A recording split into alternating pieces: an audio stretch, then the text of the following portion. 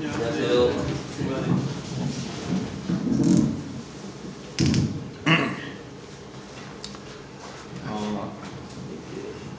주일날 전해지는 말씀이 사람마다 다른 것 같은데 또 어렵다고 하시는 분도 있고 또 제 나름대로 준비하지만 이 한 장 한 장을 하다가 보니까 이게 분량이 참 많고 또 이거를 다 하려고 하니까 시간이 많이 제약이 있고 해서 또 반복되는 그런 부분들, 그런 것들은 때로는 이제 중요한 것은 다시 말씀을 드리고 또 그렇지 않은 것들은 이제 몇 가지만 이렇게 사건을 뽑아서 말씀을 전하기를 원합니다. 이제 마가복음 10장인데 앞부분은 또 앞에서 했기 때문에 10장 17절부터 제가 말씀을 31절까지 있는 이 말씀으로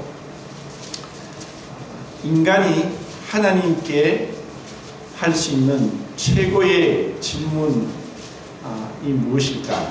사실 인간이 하나님께 할 수 있는 최고의 질문에 대해서 이 본문 말씀을 통해서 말씀을 드릴까 합니다.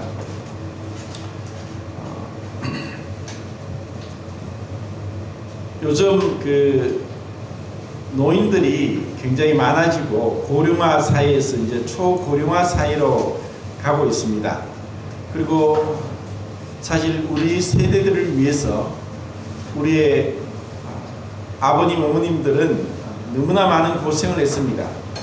우리는 그것을 다 알지 못하지만 우리를 위해서 완전한 희생과 또 사랑을 보여주시며 그와 같은 노고를 통해서 우리가 지금 이렇게 잘 살고 있고 편안하게 행복하게 살 수 있습니다.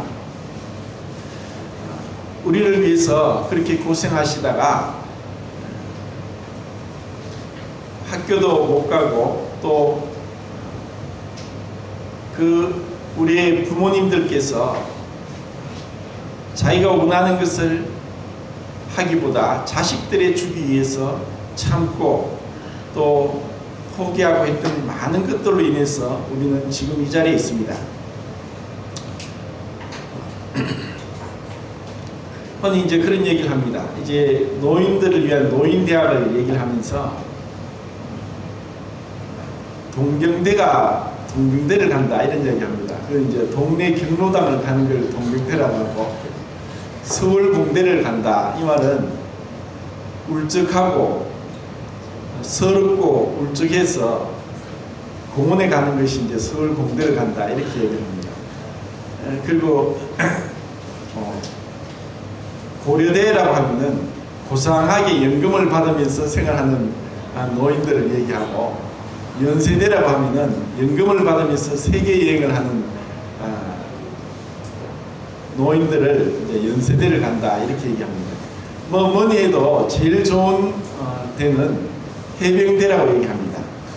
해피하게 병 없이 오래 사는 그것이 해병대를 얘기를 하는데 나이가 드시더라도 해병대를 갈 수 있습니다.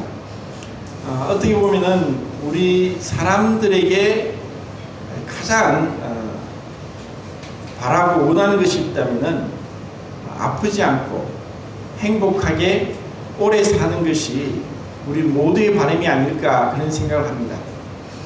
그렇지만 그것은 우리 인간적인 그런 차원에서는 그것이 바람직할지 모르지만 인간이 하나님께 할 수 있는 최고의 질문은 지금 바로 이 본문에 나옵니다. 내가 어떻게 하여야 영생을 얻으리이까? 이것보다 더 인간이 하나님께 할 수 있는 최고의 질문은 없습니다. 이것은 하나님이 계시고 또 하나님께서 우리에게 영원한 생명을 주신다고 하는 그러한 전제가 되어야만 이 질문이 가능합니다. 죽으면 끝이고 또 더 이상 아무것도 없다고 생각하는 자들에게는 이러한 질문조차도 할 수 없고 의미가 없을 것입니다. 그렇지만 우리는 알고 있습니다. 생명의 부활과 심판의 부활이 있을 것을. 누구는 생명의 부활 가운데 일어날 것이지만 누구는 심판의 부활로 반드시 공의로우신 거룩하신 하나님 앞에 서야 된다는 것. 그렇기 때문에 참된 신앙은 다른 것을 다 얘기할 수 있을지라도 가장 중요한 것은 보이지 않는 하나님을 보이는 것 같이 그 앞에서 믿음으로 행하는 것이고, 그리고 그 하나님을 두려워하는 것입니다. 우리 가운데 하나님을 두려움이 없다면 우리의 신앙은 바리새인들처럼 외식이 될 수 있고, 믿지 않는 불신자처럼 막무가내로 살아갑니다. 죄를 죄인 줄도 알지 못하고 그렇게 살아가죠. 여기 본문에는 마태복음과 누가복음에 살펴보면은 젊은 사람이고 부자고 그리고 어느 정도 지위가 있는 관원이라고 얘기를 합니다. 그리고 그는 어려서부터 십계명을 알았고 십계명을 지켰던 자입니다. 이 정도 되면은 굉장히 훌륭한 그 교회에서도 정말 대접받고 나올 수 있는 그러한 사람입니다. 그런데 이러한 사람들이 오늘날도 참 많습니다. 그런데 예수님과 같은 그 예리한 불꽃 같은 눈으로 바라보지 못함으로 인해서 이러한 자들이 정말 거짓되게 종교 생활을 하다가 영원한 멸망 가운데로 가게 됩니다. 이러한 자에게 예수님이 말씀하십니다. 네가 계명을 다 지키고 잘 알고 있지만 한 가지 부족한 것이 있다. 네 재산을 전부 다 팔아서 가난한 자들에게 주고 십자가를 지고 나를 따라오너라. 원문에는 십자가를 진다는 말씀이 있고 영어에도 그렇게 나옵니다. 그렇게 오라고 했을 때 이 젊은 부자 관원은 너무나 슬픈 가운데 주님을 떠나게 되는 그러한 장면을 우리는 이 구절에서 보게 됩니다. 이 젊은 부자 관원은 정말 예수님께 달려왔고 무릎을 꿇었고 그리고 이렇게 질문을 했습니다. 우리가 보기에는 이 사람은 정말 훌륭한 사람입니다. 이런 사람들은 보기 드물고 유대인 중에서도 드물다는 것입니다. 우리는 그 앞에서 유대인들이 그래도 율법을 알고 또 사람들에게 존경을 받는 종교인들은 어떻게 하면 예수님을 시험하고 책잡고 비난할 것인가, 어떻게 하면 죽일 수 있는 그러한 실마리를 찾을까 해서 시험하면서 질문했지만 이 젊은 부자 관원은 진실되게 주님 앞에 무릎을 꿇고 질문할 정도로 이렇게 마음이 준비되어 있었습니다. 흔히 그런 얘기를 합니다. 10길 물속은 알아도 한 길 사람 마음속은 알 수 없다고. 저는 또 그런 얘기를 합니다. 수박은 짜갈라 봐야 알고 사람은 오랫동안 같이 있어 봐야 한다. 근데 사람은 어떻게 보면은 10년, 20년, 30년을 지내도 그 사람의 속에 있는 것을 모를 수가 있고 남도 모를 수 있고 자기도 모를 수 있습니다. 우리에게는 우리 자신도 모르는 깊은 죄성이 숨겨져 있고 단지 그와 같은 상황이 되지 않았기 때문에 그러한 죄가 드러나지 않을 뿐이지 우리에게는 그것이 숨겨져 있습니다. 사람들은 모를지라도 주님은 그 모든 것을 알고 계십니다. 그러면은 우리는 이 젊은 부자 가문을 통해서 그거는 이렇게 해서 계명을 사람에게 말씀한 부모를 공경하고 살인하지 않고 간음하지 않고 도둑질하지 않고 거짓 증거하지 않고 속여 뺏지 않고 그와 같은 계명을 어려서부터 지켰고 그리고 주님 앞에 겸손하게 나왔음에도 불구하고 그는 그 마음에 숨겨진 재물에 대한 욕심을 버릴 수 없었습니다. 우리는 이 말씀을 두고 또 생각합니다. 너무하지 않습니까? 어떻게 나의 모든 전 재산을 다 팔아서 주님 앞에 가난한 자들에게 주고 십자가를 지고 주님을 따라갈 수 있습니까? 누가 그 일을 할 수 있겠습니까? 누가 그와 같은 말씀에 순종하고 주님을 따라갈 수 있겠습니까? 제자들도 질문합니다. 어떻게 그러면 누가 과연 구원을 얻을 수 있습니까? 그때 주님은 우리에게 너무나 유명한 말씀을 하십니다. 부자가 천국에 들어가는 것이 얼마나 어려운지 낙타가 바늘 구멍으로 나가는 것이 부자가 천국에 들어가는 것보다 쉬우니라 하는 말씀을 합니다. 그 당시 팔레스타인에서 가장 큰 동물은 낙타였습니다. 그리고 가장 작은 구멍은 바늘 구멍이었습니다. 이것은 절대로 불가능합니다. 그러면은 부자가 천국 들어갈 수 없습니까? 그러면 부자의 기준은 어디입니까? 어디까지가 부자입니까? 흔히 부자를 그런 얘기합니다. 부끄럽지 않고 자연스럽게 사는 사람이 부자라고. 어떻게 보면 우리 모두 다 부자입니다. 그것은 내가 하고 싶은 것을 하고 내 마음과 육체에 원하는 것을 하며 살아갑니다. 우리는 자유로운 국가에 살고 있고 누구의 간섭을 받기를 원치 않고 또 내가 원하는 것, 생각하는 것, 하고 싶은 것은 무슨 수를 써도 합니다. 그렇죠? 부자입니다. 그러면 어떻게 할 수 있느냐? 이것은 주님께서 우리에게 우리의 마음 중심을 그리고 구원의 본질이 무엇인가에 대해서 정확하게 명확하게 꿰뚫어 말씀하시는 말씀입니다. 구원은 우리 힘으로 절대로 불가능합니다.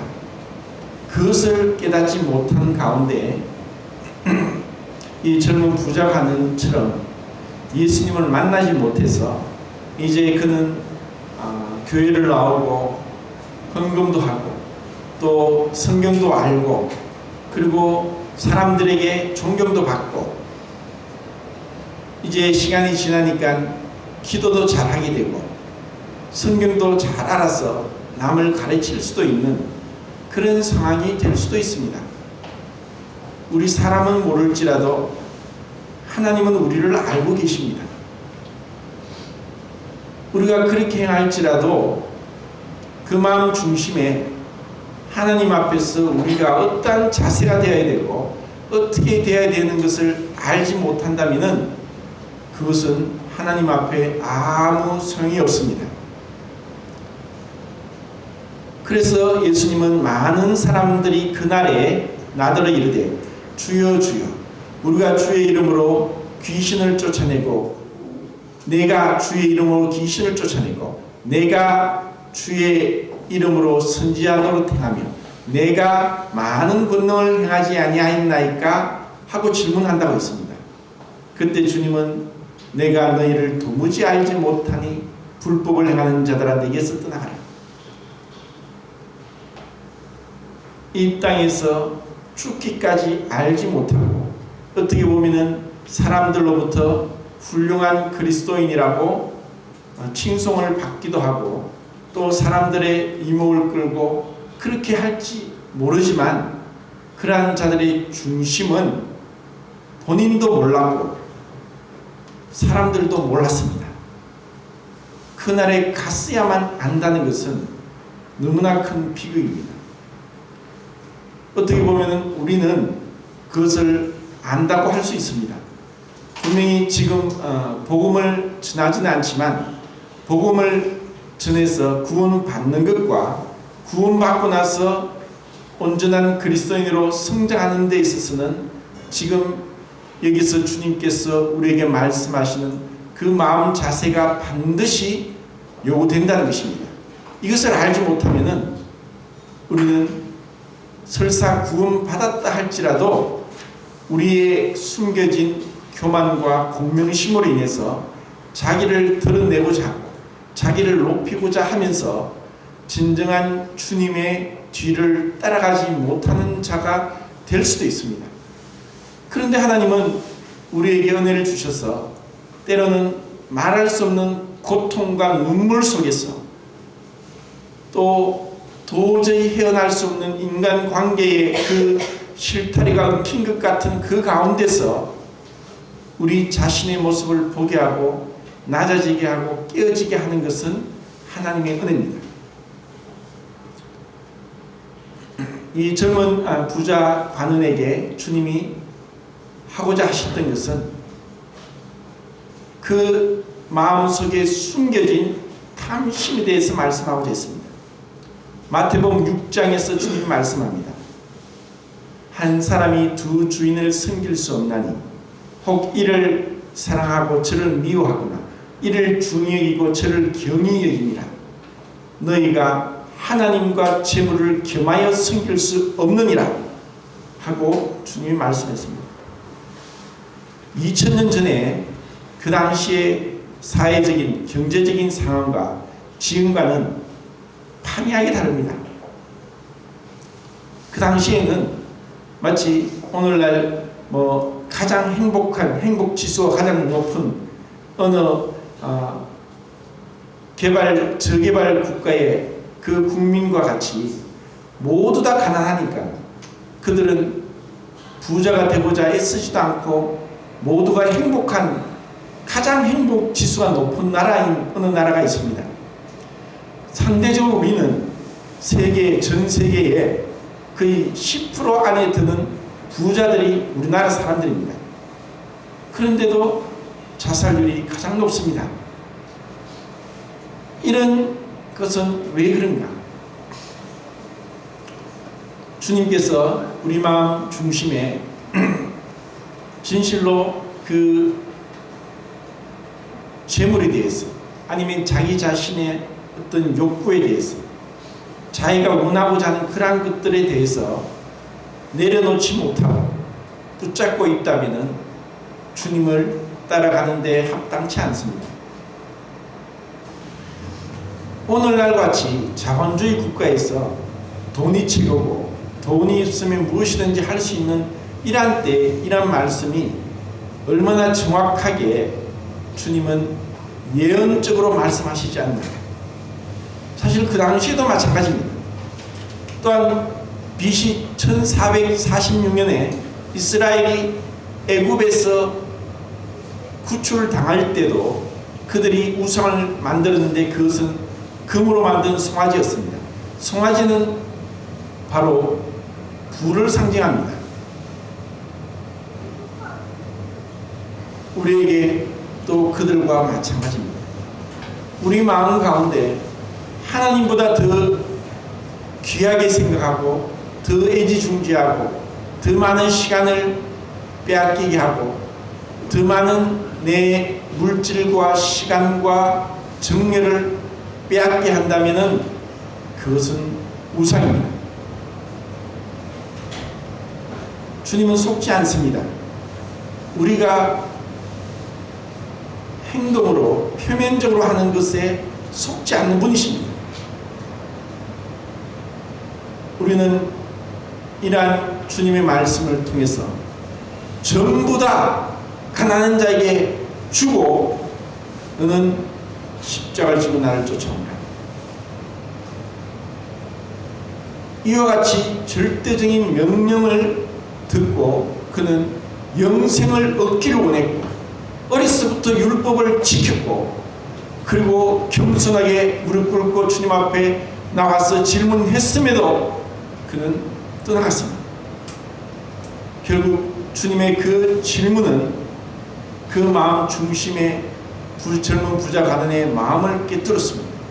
그 마음의 탐심은 그 마음의 재물을 사랑하는 것에 대해서 놓지 못하고 주님을 떠나가는 것입니다. 이러한 자들이 부지기수로 많습니다. 우리에게 그것이 재물이 될 수도 있습니다. 또 아니면 다른 것이 될 수 있습니다. 가장 많은 우상은 자기 자신입니다. 주님이 이것을 깨뜨리셔야 되는데 그렇지 않고서는 불가능합니다. 오늘날 이 신앙을 사람들이 많이 오해하고 있습니다. 만약에는 젊은 부자 가난이 오늘날 교회에 온다면은 얼마나 많은 대접을 받겠습니까? 그리고 교회에서는 그런 사람이 자랑입니다. 전도를 하는 데 있어서 이 사람을 봐라. 이 사람도 우리 교회에 나온다. 그 사람은 사회적인 그러한 명예와 지위가 있고 그리고 권력도 있다. 돈도 많다. 그리고 종교적으로 훌륭하다. 그러면은 얼마나 그 사람을 보고 사람들이 따라오겠습니까? 오늘날은 그렇게 얘기합니다. 그래, 성경이 말씀한 대로 들어가며 나오며 복을 받고 건강의 복을 받고 자녀의 교육, 자녀의 축복을 받아서 자녀가 원하는 대학에 가고 원하는 직장에 가고 훌륭한 배우자를 만나서 성대한 결혼식을 하고 그리고 사업에 성공하고 직장에서 진급하고 그가 원하는 것을 다 성취하고 또 원하는 자녀를 낳고 원하는 것을 다 할 수 있기를 그리고 그 모든 복에 덧붙여서 영생의 복도 허락해 주십시오 하고 사람들이 하나님께 매달립니다.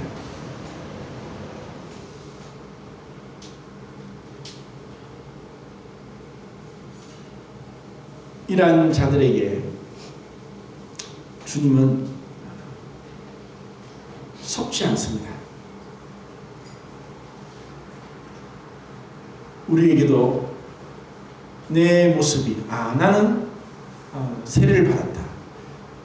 가톨릭의 성당에 다니는 사람들하고 얘기하니까 이상한 얘기를 합니다. 나는 세례를 받았으니까 그 사람들이 영세라고 합니다. 영세를 받았기 때문에 천국 간답니다. 우리 가운데도 그런 사람이 있는지 모르겠습니다. 나는 세례를 받았기 때문에 침례를 받았기 때문에 구원받았다고 한다면 그것은 전적으로 잘못된 것입니다. 나는 옛날에 믿었으니까 또 신앙 고백을 했으니까 예수를 주로 시인했으니까 구원받았다고 하는 그러한 과거의 경험 속에 그리고 그러한 생각 속에만 머무르면서 어떠한 변화도 없다면 그것도 정말 자기를 증명해야 됩니다. 너희가 믿음에 있는가 스스로 시험하고 확정하라. 우리는 돌다리도 두들겨보고 건너라는 옛말이 있습니다. 그냥 돌다리를 요즘은 돌다리가 없습니다. 돌다리가 있지만 잘못 밟다가 이것이 꺼지거나 비뚤어져서 물에 빠지는 경우가 옛날에 있었습니다. 뭐 젊은 사람은 모를 거죠. 그래서 두들기고 건너라는 겁니다. 우리의 믿음도 사실 점검을 해야 됩니다. 이 믿음을 신념으로 오해하는 많은 사람들이 있습니다. 제가 어릴 때 스포츠 중에 지금 그 축구나 야구나 골프처럼 인기가 있었던 스포츠가 복싱이었습니다. 우리나라 그 복싱 선수 중에 홍수환이라는 복싱 선수가 있는데 1950년도 출생입니다. 6.25 때 출생했습니다. 우리는 그들을 헝그리 복스라고 얘기합니다. 춥고 배고프고 먹을 게 없으니까 태권도 도장에 가면 먹여주고 재워주면서 복싱을 합니다.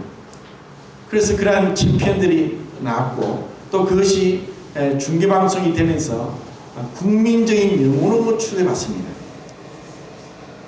홍수환 선수는 1974년도에 남아공 더번시에서 세계 벤트급 챔피언으로 자리에 올라갑니다. 그때 15라운드를 뛰었는데 1라운드에 3분이고 1분 쉬고 그렇게 하는 것 같습니다. 15라운드를 뛴다는 것은 보통 체력으로 절대로 불가능합니다.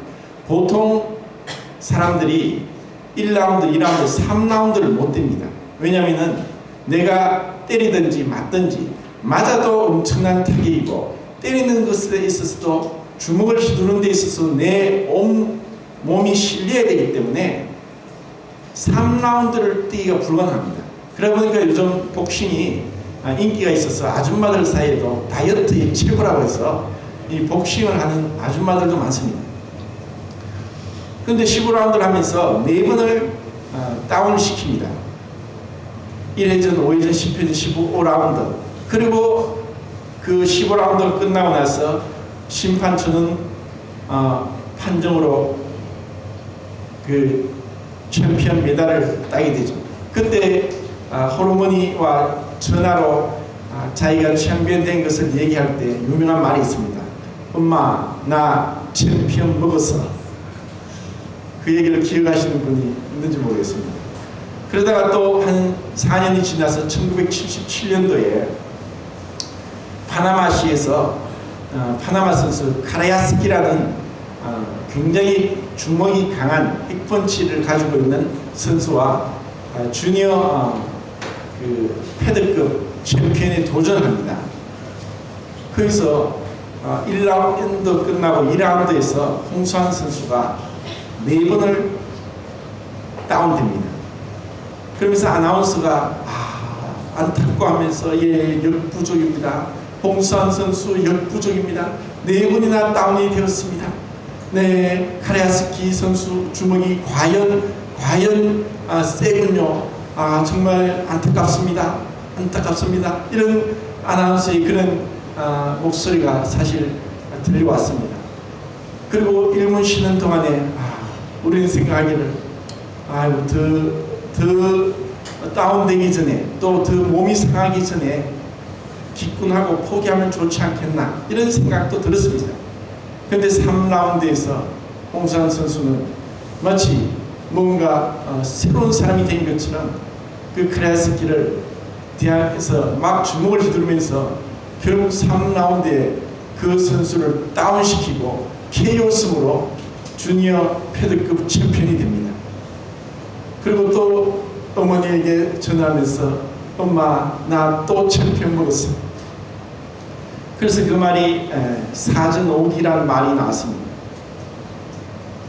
이것은 우리에게 있어서 참 70년대 우리는 못 살았고 또 우리는 개발도상국가였고 잘 살아보세요 잘 살아보세요 새마을 운동을 했고 그런 가운데 그 홍수환 선수는 국민의 영웅이 되었고 또 돌아와서 정말 서울 시내를 카프레이드 하면서 정말 영웅 대접을 받고 대통령 표창도 받고 그러한 것들을 우리는 기억합니다. 그렇게 해서 우리는 도저히 불가능한 50년도에 6.25 전쟁이 있고 나서 세계에서 가장 못 사는 나라가 되었던 이 나라에서 60년도에는 필리핀이 우리나라에 와서 서울에 장충체육관을 지어줬습니다. 우리는 그렇게 못 살았습니다. 춥고 배고팠고 정말 가난하고 헐벗었고 그런 가운데 우리는 한강의 기적을 이뤘고 우리는 하면 된다 하면 된다는 그 마음으로 우리는 이렇게 지금까지 왔습니다. 그렇지만 신앙은 절대 그것이 아닙니다. 하나님 앞에서 내가 깨어져야 되고 부수어져야 되고 도저히 나는 할 수 없다는 내 자신을 발견하지 못한 이상 절대로 구원받을 수 없습니다. 그래서 마치 옛날에는 집을 조그만 집을 뭐 비가 오면 비도 새고 해서 지붕 수리도 하고 또 뭐 이렇게 고치면서 이것을 개축한다, 집을 고친다고 합니다. 그러다가 좀 더 이제 집이 좁으면 증축한다, 집을 좀 더 크게 합니다. 이런 식으로 해서 집을 짓는 그런 사람들도 많았고, 또 그렇게 하면서 또 이제 차를 갖다가 지금은 다 뭐 얼마 안 타다가 새로 바꿔 타고 또 하지만 그 전에 처음 포니가 나왔을 때 포니를 25년 동안 탄 사람도 있었습니다. 그러니까 그 차가 고장이 나면 또 고치다가 아무리 부품을 갈고 갈아도 고쳐도 안 될 때가 있다면은 그때는 폐차를 해야 됩니다. 지금 우리나라는 폐차될 차들이 사실 폐차가 아니라 실증이 나니까 중고차를 수출하는데, 얼마 전에 뉴스 보니까 요르단에는 중고차 시장의 60%가 한국 차입니다. 점점 갈수록 동남아시아뿐 아니라 중동 지역과 아프리카, 남미에까지 한국 차가, 중고차가 수출되고 있습니다. 우리는 일하는 가운데 마치 신앙도 그렇게 착각하는 사람들이 있습니다. 그래, 열심히 하지. 교회를 나오면 그래, 열심히 다니시면은 다니다 보면은 믿어집니다. 예, 헌금도 하시고 또 새벽기도도 나오시고 또 철야기도도 하시고 성경도 읽으세요. 전도도 하시고 또 감사기도 하시고 그리고 특별 헌금도 하시고 성경 헌금도 하시고 구제 헌금도 하시고 건축 헌금도 하시고,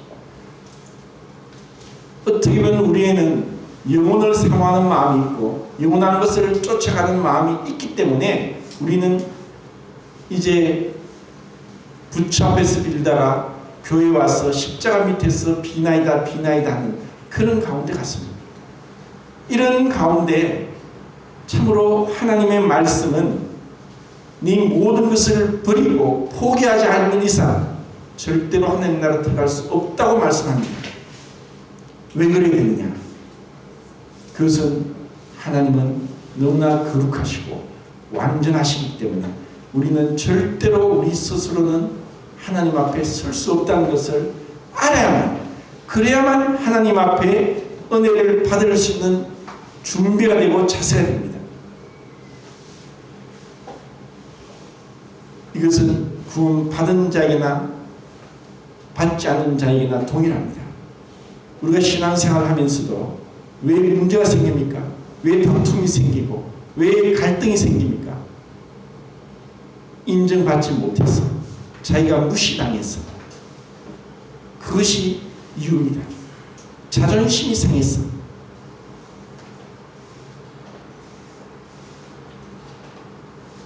우리가 주님 앞에서 내 자신을 안다면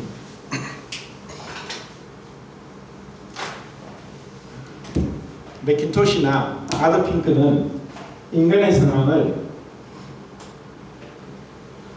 부패와 무능 또는 타락한 죄인, 이어 연약, 이 두 가지로 이제 얘기를 합니다.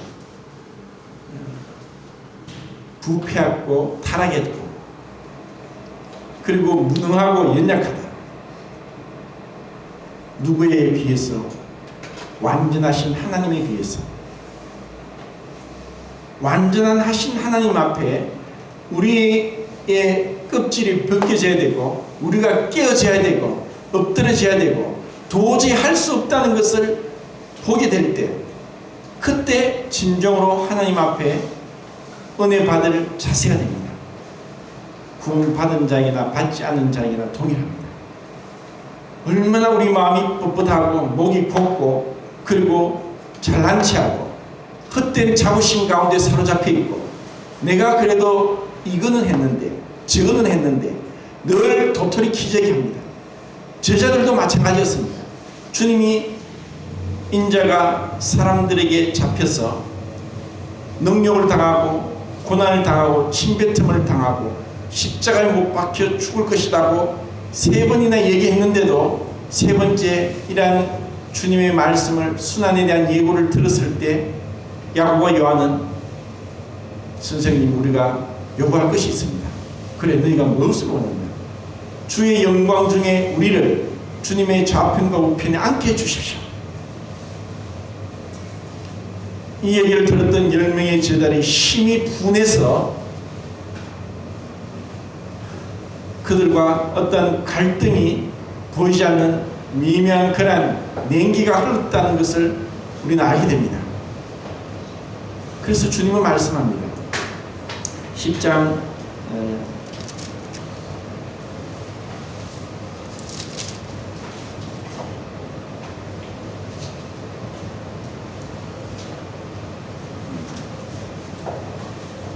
41절에 열 제자가 듣고 야고보와 요한에 대하여 화를 내거든 예수께서 부르다가 이르시되 이방인의 기쁜 자들이 그들을 임의로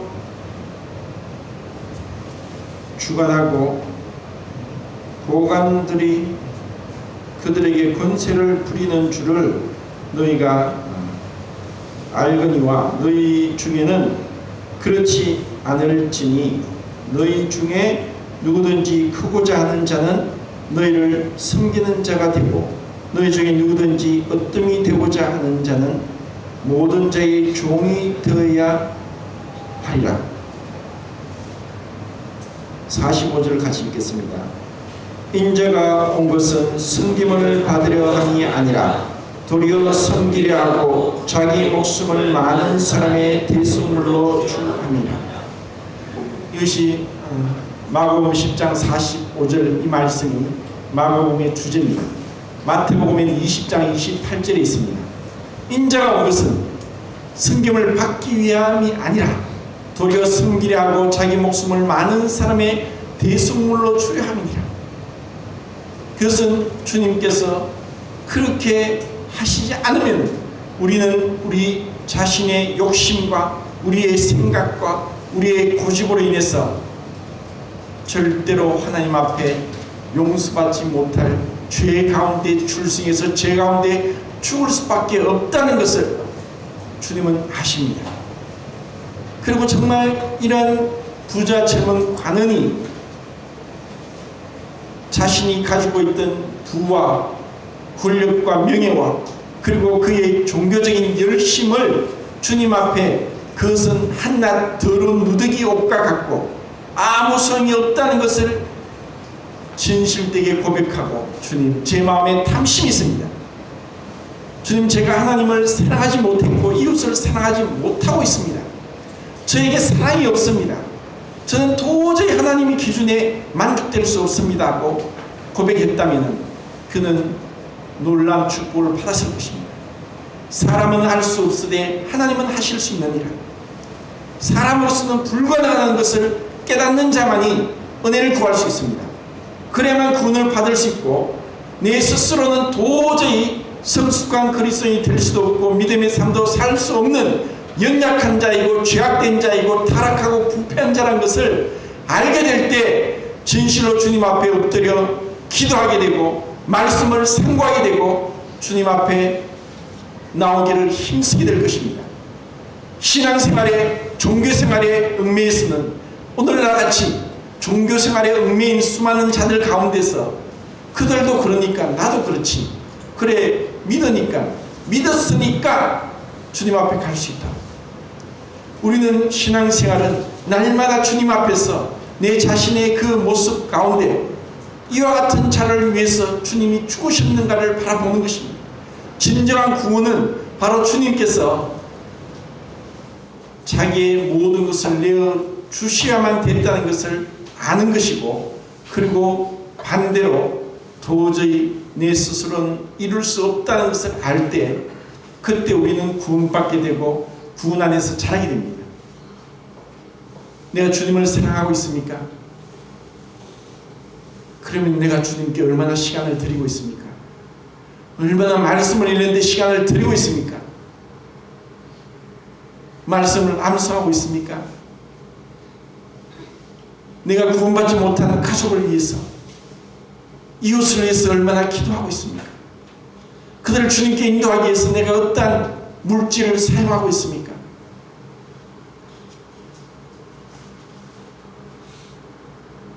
그들이 죽어가고 있는데 영원한 멸망을 받을 것을 알고 있으면서도 우리가 외치지 못하고 기도하지 못한다. 어떻게 우리가 주님 앞에 갈 수 있겠습니까? 우리의 도덕적인, 종교적인, 그리고 위선적인 것을 벗지 않는 이상, 깨트리지 않는 이상, 부숴주지 않는 이상 우리는 주님의 은혜를 받을 수 없습니다.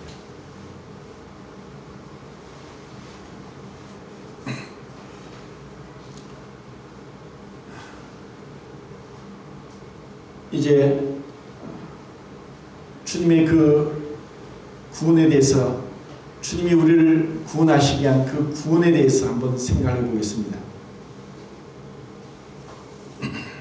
이미 알고 계실지라도 지금 제가 말씀드리는 이 대속에 대해서 다시 생각하시고, 그리고 그것이 왜 그렇게 되어야 됐던가를 생각하면서 은혜를 받기를 원합니다.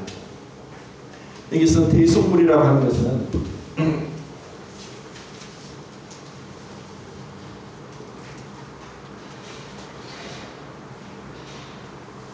대속은 한자로는 이렇게 대신 우리를 구속한다. 구속, 이 단어가 좀 어려운 단어인데, 구속은 이제 영어로는 redemption이라고 하고, 헬라어로는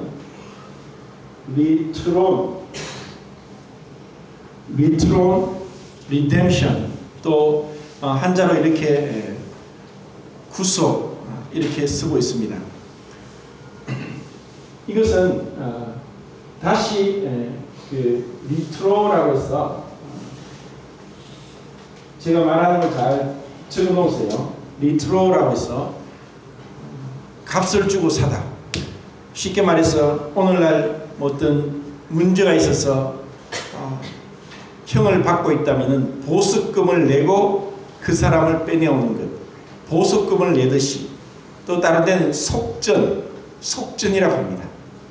이것은 히브리어 코페르를 70년역에서 번역을 한 것인데, 죄를 용서하는, 그리고 죄를 덮는다는 이러한 뜻으로 우리의 죄값이 지불되어야 되는, 그것은 우리 스스로 할 수 없는, 우리 스스로 이 영원한 생명을 살 수 없고, 우리 스스로 병 걸리지 않고 사는 것이 거의 불가능하고, 우리 스스로 하늘나라 올라갈 수 없고, 우리 스스로 죽었다가 다시 살아날 수 없고, 우리 스스로 온전하게 모든 율법을 항상 행할 수 없고, 또 그 율법을 행하다가도 하나라도 범하면 다 범한 자가 되는 그런 율법의 저주에서 우리 스스로 벗어날 수 없는 가운데 우리가 있다는 것입니다.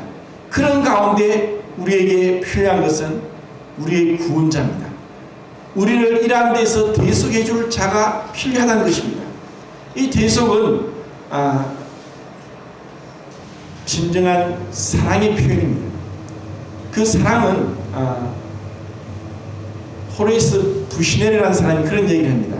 사랑은 상대방의 고통과 재난을 자기 것으로 동일시 여겨서 그 사람과 함께 고통받기를 자처하고 그 고통 가운데 들어가는 것을 사랑이라고 얘기합니다. 그런데 율법은 한마디로 사랑입니다. 결국 우리가 율법 아래 저주를 받았다는 것은 우리 어떠한 인간에게도 사랑이 없다는 것입니다. 흔히 착각하고요, 내가 이 정도 하면 사랑이 있다고 하지만 그 사랑은 불완전하고 절대적이지 못하고 하나님 앞에 온전치 못한 것입니다. 하나님 앞에 그 사랑은 바로 주님께서 자기의 모든 것을 우리를 위해 내어 주시기까지 자기를 버리신 것. 그래서 그 호레이스 부시넬은 그렇게 얘기합니다. 모든 사랑에는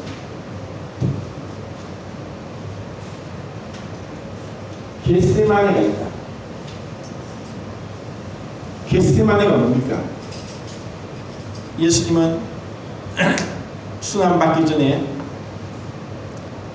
베드로와 야고보, 요한 3명을 데리고 겟세마네 동산에 갔습니다. 그리고 그들에게 기도하라고 하고 조금 떨어져서 간절하게 그 땀이 핏방울이 섞여 나오는 모세혈관이 터져서 그 땀에서 피가 섞여 나오는 고통 가운데 아버지 하나님께 부르짖었습니다. 할 수 있거든 이 잔이 내게서 지나가기를 원합니다. 이 잔이 내게서 지나가기를 원합니다. 그 잔이 어떠한 잔인지 그분은 알고 계십니다. 그분이 붙잡혀서 짐승보다 더 못한 가운데 고통을 받을 것을 주님이 알고 계십니다.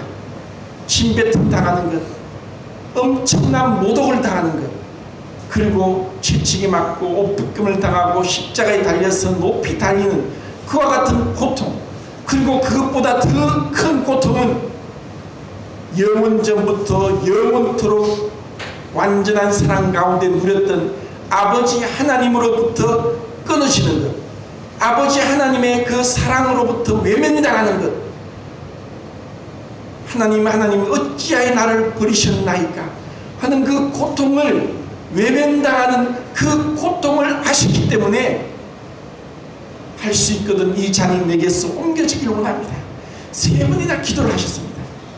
그리고 주님은 3번째 기도를 끝내시면서 내 뜻대로 마옵시고 아버지 뜻대로 하기를 원합니다.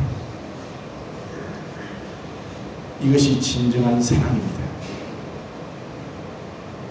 사랑은 그 대상을 위해서 자기의 가장 귀한 것을, 가장 중요한 것을 아낌없이 계산 없이 기꺼이 드릴 수 있는 것이 사랑입니다. 우리는 아담의 후손으로 선악과를 먹는 그 이후로 우리는 스스로 하나님이 되었고 자기 사랑에 빠졌고 자기밖에 모르게 되었고 내 자신을 위해서 남을 이용하고 남을 해롭게 하는 가운데 살고 있는 그러한 자가 되었습니다. 생명나무는 곧 하나님의 사랑입니다. 사랑의 반대는 죄입니다. 하나님을 사랑하지 않는 자는 저주를 받을 것이다. 하나님이 원하시는 완전한 사랑, 완전한 평화, 완전한 의로움과 완전한 거룩함은 그것이 없을 때 결단코 하늘나라 갈 수 없습니다. 우리는 안 됩니다. 우리는 절대로 불가능합니다. 그런데 이러한 자를 위해서 주님은 먼저 그 사랑을, 이 사랑을 실천하기 위해서 제일 먼저 그분이 하셔야 됐던 것은 동정녀 탄생으로 성육신 하신 것입니다. 하나님과 동등됨을 취할 것을 여기지 아니하시고 자기를 비워 종의 형체를 가져 사람의 모양으로 오셨고 죽기까지 복종하셨으니 곧 십자가에 죽으심이라. 먼저 그분이 영이시고 빛이신 그 주님께서 시간과 공간과 제약 가운데 육체에 스스로 자신을 가두셨습니다. 자기의 모든 것을 버리고 주님은 우리를 위해서 사람이 되셨습니다. 이것이 믿어집니까? 이것이 깨달아집니까? 이러한 주님의 사랑을 우리가 얼마나 알고 있습니까? 어떻게 그렇게 할 수 있습니까? 내 몸에서 난 자식을 위해서도 내가 무엇을 하기가 쉽지가 않습니다. 하지만 주님은 이런 죄인들을 위해서, 원수된 자를 위해서, 경건치 아니하고 연약한 자를 위해서 자기의 모든 것을 버리시고 인간의 몸을 오셨습니다. 그리고 주님은 십자가에 달리시기 전에 내 뜻대로 마옵시고 아버지 뜻대로 되기를 원합니다. 진정한 사랑이 무엇인지 겟세마네에서 보여주셨습니다. 우리는 얼마나 내 뜻이 많습니까? 내 뜻이 많기 때문에 사랑이 안 되고 평화가 없고 함께 할 수 없습니다. 내 뜻, 내 생각, 내 고집. 왜 사람이 지옥 가느냐? 그 생각과 고집을 버리지 아니하기 때문에. 육신의 생각은 하나님과 원수가 되는 이는 하나님의 법에 굴복치 아니할 뿐 아니라 굴복할 수도 없습니다. 하나님의 뜻에 굴복하지 않습니다. 거부합니다. 왜? 내가 하나님 되었습니다.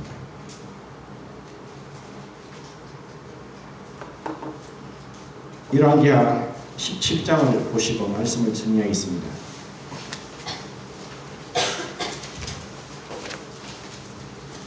열왕기하 17장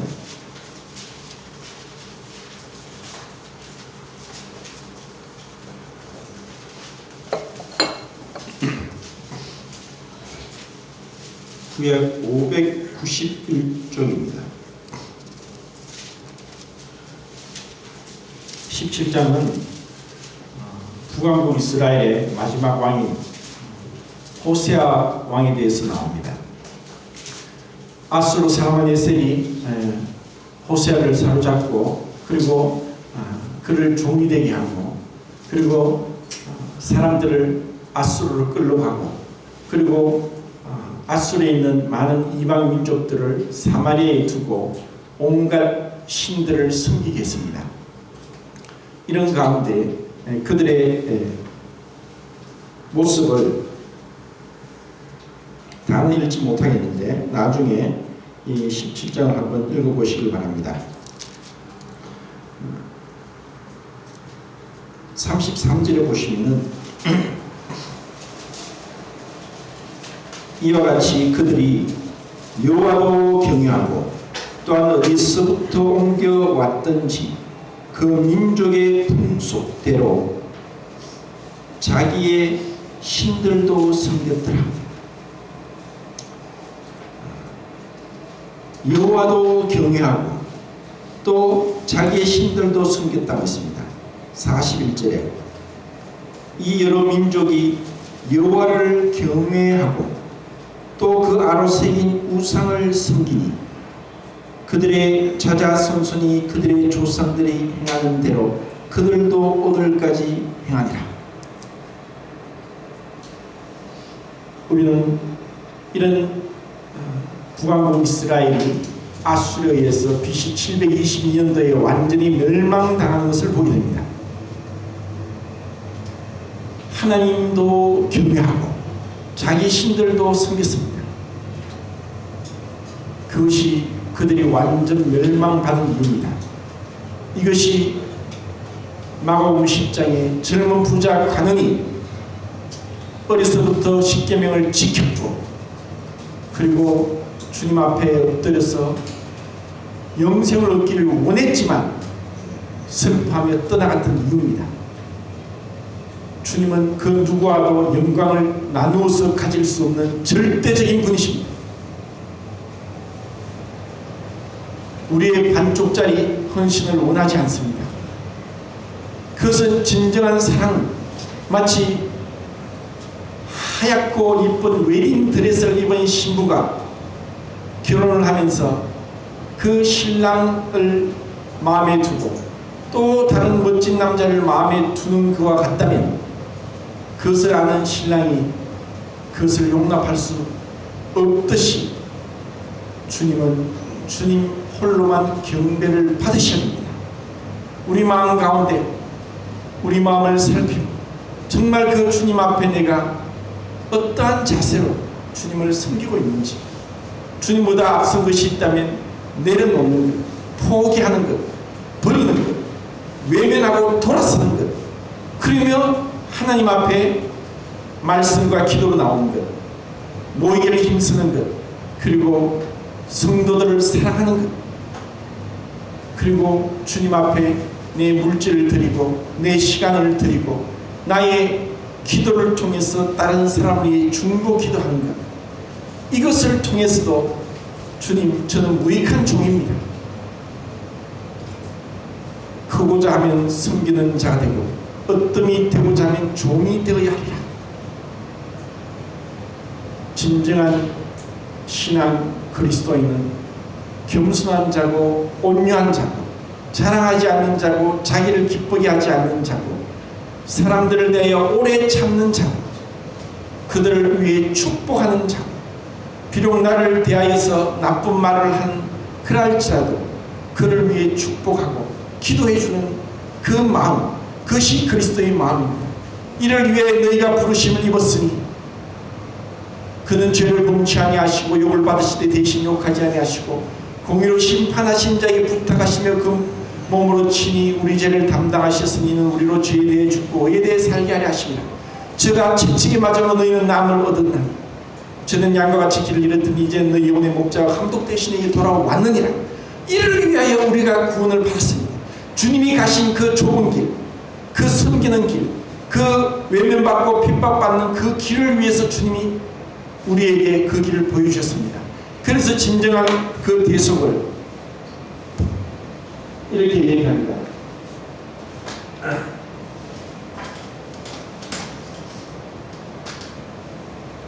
영어로 vicarious sacrifice,